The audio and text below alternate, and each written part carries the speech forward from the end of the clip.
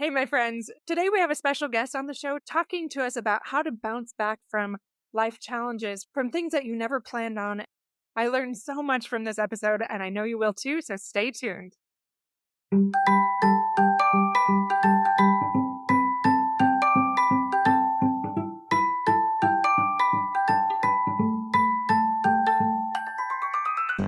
Welcome to Fulfillment Therapy. I'm Kendra Nielsen, wife, mom, and licensed therapist. Do you ever feel like you're doing everything right, but you're still exhausted and empty? Did you think life, marriage, and parenting would be simpler and more rewarding? Sometimes you just want to crawl back into bed and lose yourself in screen time and chocolate, rather than face that personal or family stress. You are not alone.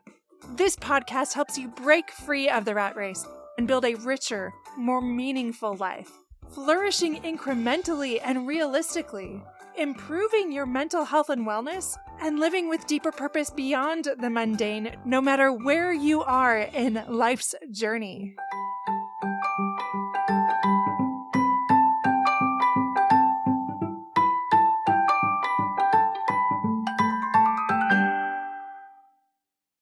Welcome back to Fulfillment Therapy. Today we have a special guest on the show, Jen Hansen. Jennifer Hansen is a master mind power coach with a true passion for empowering others. Her most cherished roles are being a wife of 19 years to her wonderfully patient husband and a proud mom of 6 incredible kids. She's driven by a deep desire to give her best every day. Her greatest passion is helping others unlock their potential and achieve their best selves wherever she goes, whomever she encounters. I can attest to that. She's wonderful. I really love being around her. Thank you for coming on the show today, Jen. I could say the same about you, Kendra. Honestly, I feel honored to be here. I do feel like we think about things for a reason. So I'm excited to see what unfolds because there's a reason and purpose for it. So thank you. I'm excited. I'm actually really surprised you haven't been on the show yet. I was thinking about it. I was like, no, I know she's been on the show before. And then I went and looked. I was like, no, she hasn't. This is crazy. I wanted you to come on and talk today about setbacks, derailments. I've been working with a lot of clients lately that have been feeling kind of stuck and discouraged by life not going the way they want it to. And I know that you have some of those stories. I do. We all do, of like, okay, this was my plan and it's not even close to what I thought it would be. So do you mind sharing what's the first thing that came up in your mind when I talked about the topic? Everybody, I'm sure when they're asked that question, just like flooded with all the things. To me, it wasn't hard to come up with something. However, I think one of the most recent setbacks this year that really, I think, made the most significant change for me and our family, because my choices have really affected our family. At this point, I'll get vulnerable because it's not necessarily about me to be okay. The beginning of the year was already a bit challenging. Our industry can sometimes be swayed by weather, actually all the time be swayed by weather. So it was already a bit challenging, but a weird, unexpected thing happened probably around 7:20. I was with the little kids. We had dinner set, expecting 2 of the kids and my husband to be home. Actually, all the rest of the kids were coming home in their different cars and from different places. They're all going to be home. I had dinner ready and it was a great night. It was beautiful. I felt the spirit. All of a sudden I get a phone call and my husband, his voice is shaking and I'm like, whoa, what's going on?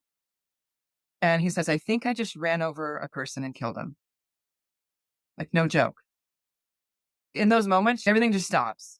And you wonder, what does this mean? I may not have a husband anymore.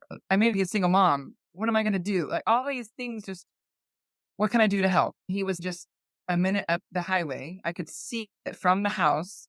I could see the lights from the police officer up there. He's like, I need you to come get the kids. There's 2 kids with him, which was awful in and of itself, right? And he was trying to keep him from seeing the person. And so, long story short, the good news is it wasn't him, but he was the next person at the scene who hit this man's bike who had been hit previously. There's a lot of emotional trauma to work through. I was grateful. I feel like I made the switch and I'm like, you're home. I have a husband. You're not in jail. There was a huge emotional traumatic thing to work through and release. And I didn't realize how much my supporting him through that was weighing on me until I hit the wall and I was just exhausted and just emotionally a wreck. Yeah. The cool thing was, I feel like there's so many blessings and miracles to that because we chose to just sit back and say, whoa, this really sucks, but now what? And what are the blessings in all of this? Like we were trying to see them. And in that moment, we recognized there's actually a ton of miracles that happened through this whole thing. We were able to work through it quickly. It took some time in financial ways and whatever to figure it out. We still don't have my husband's truck back. It changes perspective, which changed some decisions down the road of like what I'm doing for my career and what my kids put together. It brought us more strength spiritually. We had great people around us. There's a lot more to that story, and I'm happy to dive more into it. But in a nutshell, So in this story, like, how did that shift your perspective? And you had these moments, right? Like you said, I'm not going to have my husband. I'm going to be raising his 6 kids on my own. What does this mean for us? But then afterwards, did you feel like you had this shift in what your priorities are or how you see things and then how you went about doing things afterwards? yeah. Well, it's kind of like the honeymoon phase of a challenge. It's really easy to do all the things right, but like keep in that perspective and do things according to that perspective. Be really studious, extra prayerful, and intentional with my kids and my husband. Spend the time, invest the time with your loved ones because you just never know. The reality is, it doesn't always stay that way. But the nice thing is that I have that marker that if I do get off track, I'm like, you just never know. It's different when you've experienced it because there's the emotional attachment to that whole experience that just takes you from here, getting off track to like here really quickly. Biggest thing was time with family, being intentional. I mean, that's really the Yeah. biggest thing because there's so many distractions. I think if we're going to go broad spectrum, the world, just so much distraction. Yeah, I recently went on a trip, really grateful to do it. I left for 3 weeks and I didn't have any Wi Fi, any texting, any calls. I didn't realize it was going to be that disconnected, but it was glorious on so many levels. But then to come back, it was like being on another planet. I had no idea what was going on in the world, at my house. And when I came back, I have so many worthy goals and I love goals, but it puts things in perspective a little bit more of what matters. It's just being present with my family, being still more. I'm reading this book called The Ruthless Elimination of Hurry. And it's letting go a little bit more, recognizing the stage we are in. There's so many beautiful parts to it and not to rush it. I came back and I've really been slowing down. I have some great goals and I'm still trying to find that sweet spot. Like learning Spanish and working out as much as I was, playing pickleball, all these things are great, but they all come at a cost too, right? I know we're talking about derailment and challenges, but perspective is a big part of that. Like what matters most, not from the shame perspective, but how do we course correct and make sure we're doing it in a way that brings true joy? So thank you for speaking to that. Did anything else come up? Any other thoughts on your life's journey and maybe at the time disappointments that ended up being exactly what you needed? I'll also speak to my spiritual journey just over the last year. Last year, I dove in to a career choice as a coach working for someone else full time. It was about 8 or 9 months, very full time. And boy, was it stressful. It physiologically changed me because it was so stressful. It was not healthy. And there's a lot of really great rewarding things about it, but sales specifically is high stress, high intensity, and it wasn't healthy. But the one thing I learned from that experience, which I believe that whole last winter plus that experience in last February, March taught me was no success is ever worth it without the one who actually allowed me to have that success. That was just like smack in the face, whatever kind of chastening I needed to say, listen up and wake up. You're missing the point. You really need to get this concept. I'm here for you and you just need to be with me so I can help you succeed in a more fulfilling way. So that was huge for me. I'll never forget that moment. That reminds me of another client. We have different religious views, perspectives, and I actually love that and appreciate him so much. He's an incredible man. Through our journey as therapist and client, he has decided that the thing he values most is his spirituality and his relationship with God. He said, Kendra, all the things we're working on are really helpful and great, But the things that I love the most are the things that reconnect me with God, with my relationship with Him, and everything gets better. And so every time he comes back to counseling, he sets goals around those values, and he comes back sharing the wins and what really matters. We're looking back on the last year, 18 months of counseling. And he's like, yeah, it continues to be the number one thing for me because everything else falls into place when I improve that relationship and come close to him, when I nurture that relationship. And I just thought it was so great to hear because people sometimes try to take spirituality out of everything. It's not very trendy, but it is what brings a lot of joy for so many people. I love how that has been a lot of peace for you. Not all listeners are Christian or believe in God necessarily, but that peace that comes to you for that. Tell me a little bit more about some thoughts that you had as you were thinking about this interview. Some of the things that really have stemming from all of that I've learned and I've taken and applied over the last 6-7 months or so. The big decisions that seem like the biggest decisions ever in the moment or the biggest issue in the moment, it just makes them not matter as much. For example, here's another short story.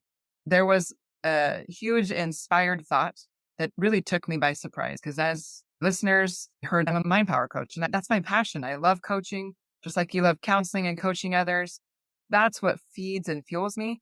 I had a stark impression that I needed to not pursue it heavily, set it aside, be open to it, but not really pursue it because I didn't feel as mentally and emotionally present and available for all the kids that we have. One's going on a mission, just graduated. Another one's graduating this year. And another year and a half, another one will graduate. And then the next one will graduate. Right after them, I have 2 left. This is big stuff. And I want to be more present. And so in the moment, I found myself thinking, why in the world would you even consider? I was very critical of myself. Like, you can't stop that. You've been working so hard on it for so long. And I said, well, why not? I asked myself, well, why wouldn't I? Or why couldn't I? It's my family and it's not going anywhere.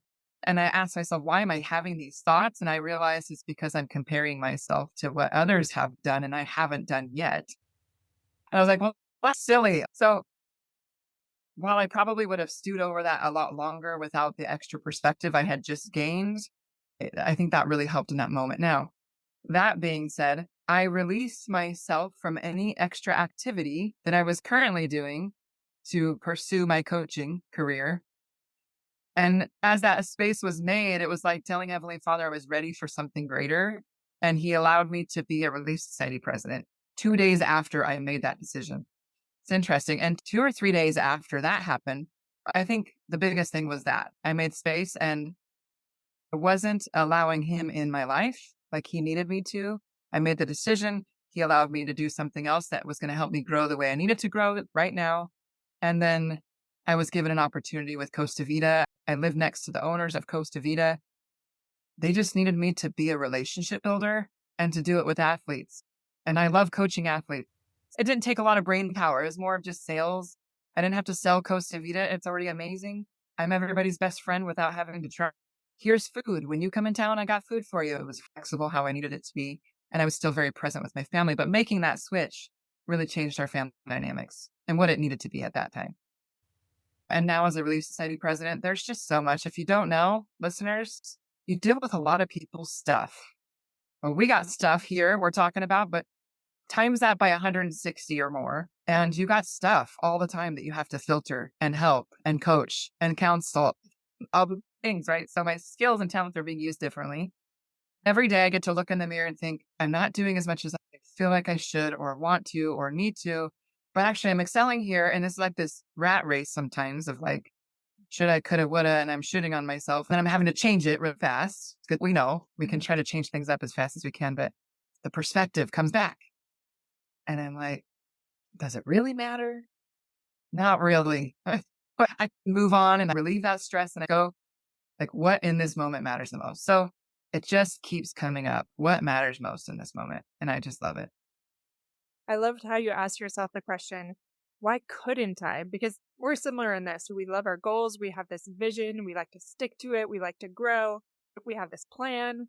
And I love that. I think it can be a superpower and it can also be a vice when we're so attached to that plan. For example, I got up this morning to go to the gym and I was so exhausted and tired. My husband's like, "Why don't you go later?" I'm like, "Because I go in the morning. That's what I have to do." Maybe it's okay to deviate from the plan sometimes. Flexibility. Yeah, exactly. But just saying, so why couldn't I? And then being still enough to explore that. Okay, maybe I'm comparing myself to others and maybe I can let that go and release yourself for something greater, like you said. And not just having that tunnel vision that prevents us from having these greater opportunities or ways that will refine us and help us grow and be better for our family.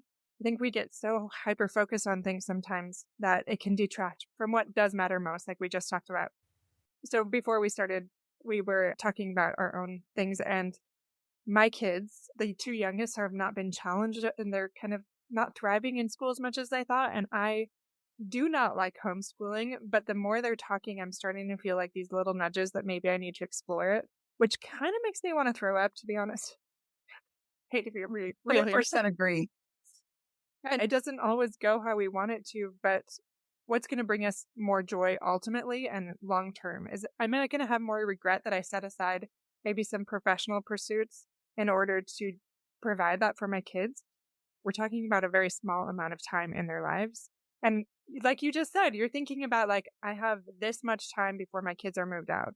I'm starting to think about that. My youngest is 9, and if they are really thriving, they might even graduate early, my youngest too. So there's not much time. Thank you for speaking to that and reminding us, okay, what does matter most? What about for listeners that are feeling like, oh, it's just hard to keep this perspective. It's hard when I feel derailed. I'm discouraged and overwhelmed. I don't know what to do. What would you say to people that feel like they've been in that situation? I'm learning and I'm trying to practice better asking the right questions, whether it's in prayer or if it's just in the moment where I'm trying to make a big decision. Sometimes the question isn't, should I do this or not? But it's like, what if I do? What if I don't? What would happen? What wouldn't happen if I did? Or what wouldn't happen if I didn't? It's exploring the deeper part of me rather than the surface part of it. It doesn't always think through the future of things. Sometimes asking the right questions. So that one question, like, why couldn't I? I think most of society is very selfish by nature, not a mean way, but like we're all about me, me, me. The nice thing about having some kind of deity that you admire and turn to is that you can remove yourself from the situation a little bit. If you utilize that deity as like a friend or someone else, you can remove yourself and get a different perspective. Yeah. And just ask, just talk to yourself. That's fine too. I mean, really works because we're so into ourselves that we sometimes just have a hard time getting perspective. That's why we have counselors, right? And sometimes in therapists, and it just gets us out of our own way for a second and helps give a different perspective. Absolutely. You mentioned that comparing part. I'd like to pivot to that for a minute. Has it been historically hard for you to have compassion on yourself and not get too hard on yourself? Because I feel like a lot of listeners struggle with that. And how do you bring in that compassion and that patience for yourself? That is a good question, especially for anybody at their own level. Such a hard thing. One of the things I think is perspective, not just who am I as a mom, a coworker, or a business owner. Who am I really? To me, I'm a child of God who has great worth. I don't have to prove myself.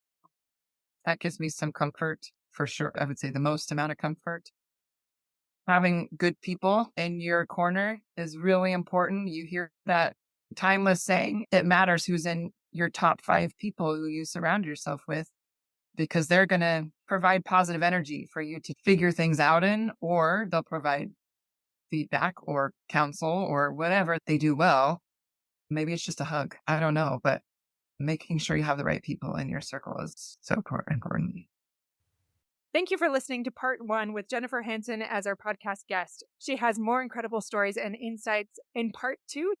Don't forget to check out our new coaching and check us out on Facebook and Instagram. You can find us there. We have lots of things that we put out to help you improve your mental health and wellness all the time. We'll see you back here in just a little bit.